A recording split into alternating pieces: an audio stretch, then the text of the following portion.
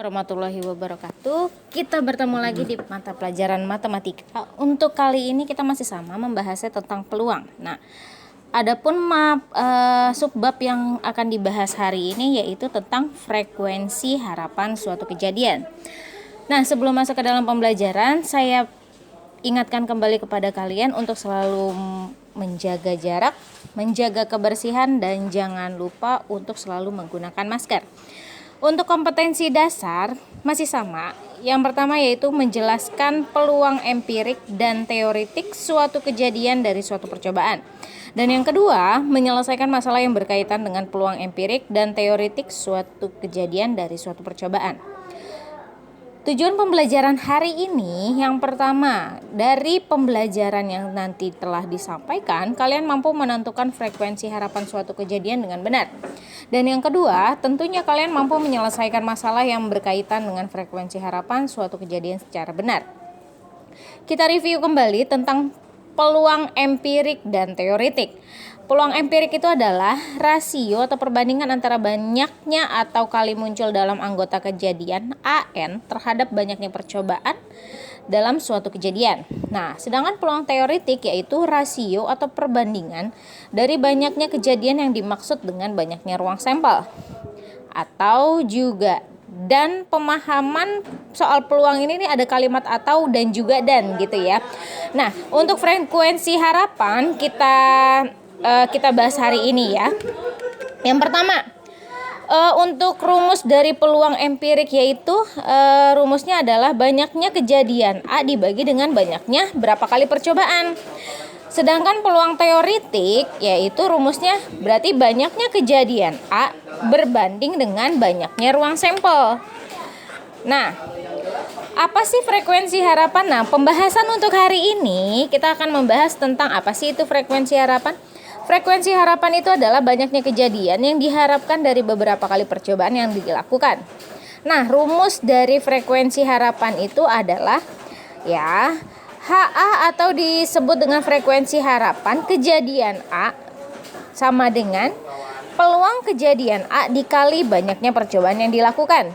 Contoh, yang pertama, jika sebuah dadu dilemparkan sebanyak 150 kali, frekuensi harapan munculnya mata dadu lebih dari 4 adalah berapa?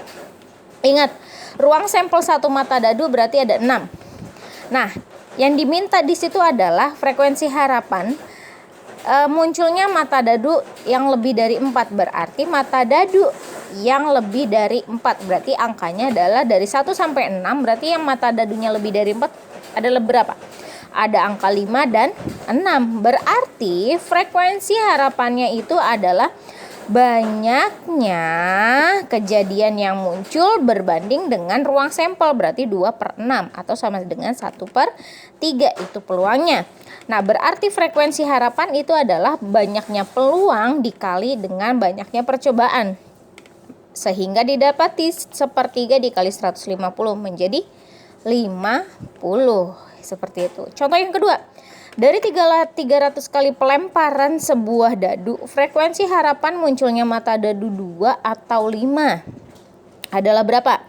Ingat di sini N-nya atau banyaknya percobaan adalah 300 kali. Nah, di sini munculnya mata dadu 2, berarti hanya 1. Mata dadu 2 berarti kan hanya ada 1 kan? Mata dadu 5 juga sama, ada 1. Nah, satu dadu ruang sampelnya adalah 6. Berarti untuk mata dadu 2 atau 5 berjumlah berapa? Berjumlah 2 karena masing-masing mata dadu tersebut hanya 1.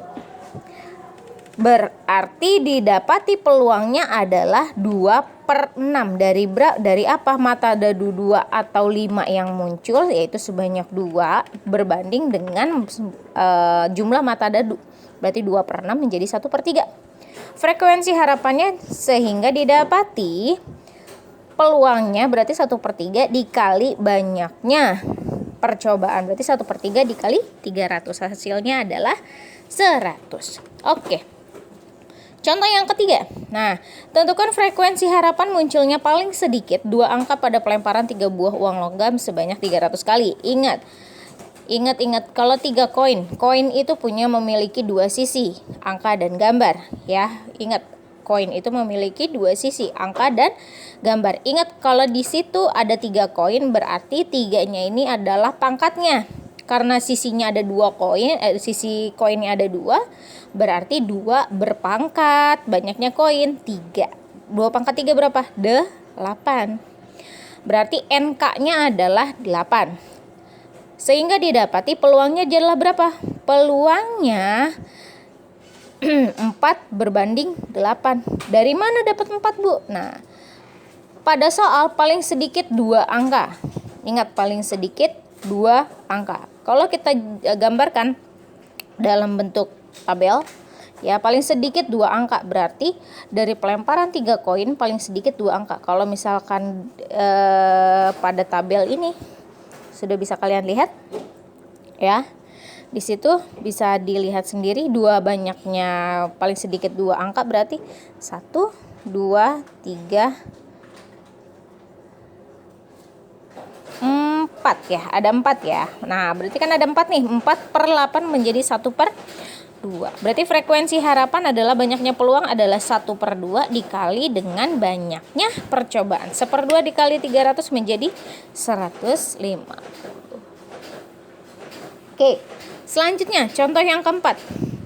Peluang seorang pemain sepak bola untuk mencetak gol adalah 0,3 pada setiap pertandingan. Jika ia bertanding sebanyak 40 kali, maka kemungkinan ia mencetak gol adalah berapa banyak? Ingat N-nya ya, N-nya adalah 40.